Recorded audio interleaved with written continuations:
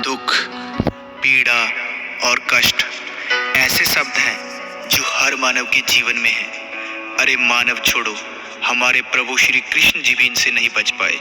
सारी गाथा सुनाने के लिए मेरा ये जीवन भी कम पड़ जाएगा और आपका सुनने के लिए। तो इस गीत के माध्यम से मैं तुम्हें कृष्णा जी के जीवन में आए कुछ कष्टों से अवगत कराता हूँ, जिनको सुन के तुम कहोगे, अरे हमारे कष्ट तो इनके आगे कुछ भी नहीं है, कुछ भी नहीं है।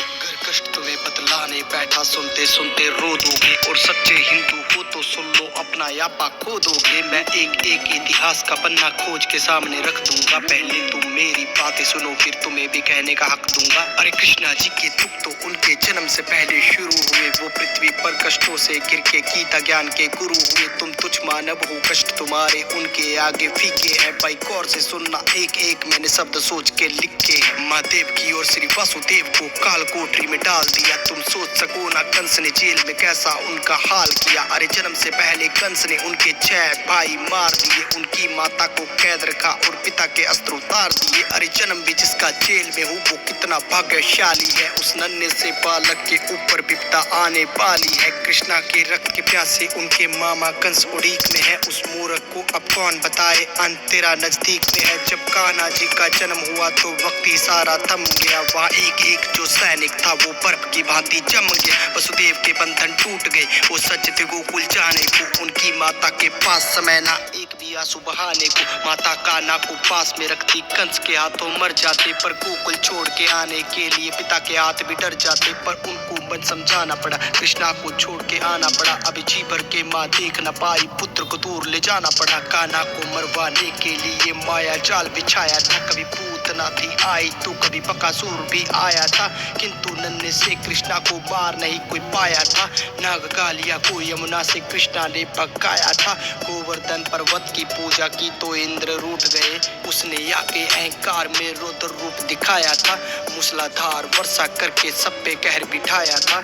इंद्र के प्रकोप से फिर कान्हा ने बचाया था। जिस माँ ने जन्म दिया उससे बालपन में दूर हुए। जिसने पाला पोसा उसको छोड़ने पर मजबूर हुए। प्रेम राधा को किया तो उनसे प्यार ना हो पाया। प्रभु के मन में जो था कोई भी समझ न पाया। 14 साल कैद में थे, माता पिता को छुड़ाया और रोते रोते उनको अपने गले से लगाया। सुदामा मिलने उनको आया, द्वारपालों ने भगाया। उसने खुद को श्री कृष्णा जी का मित्र बताया। सब हंसने लगे उनपे और मजाक भी उड़ाया। कान्हा दौड़े आए, उनको अपने गले से लगाया और परम मित्र होने का प्रमाण भी दिखाया। उनके चरणों को खुद धोया, उनके पैरों को दबाया। अपने हाथों से सुदामा जी को भोजन भी कराया। उनकी टूटी फूटी झोपड़ी को महल बनाया। उनकी टूटी फूटी झोपड़ी को महल बनाया।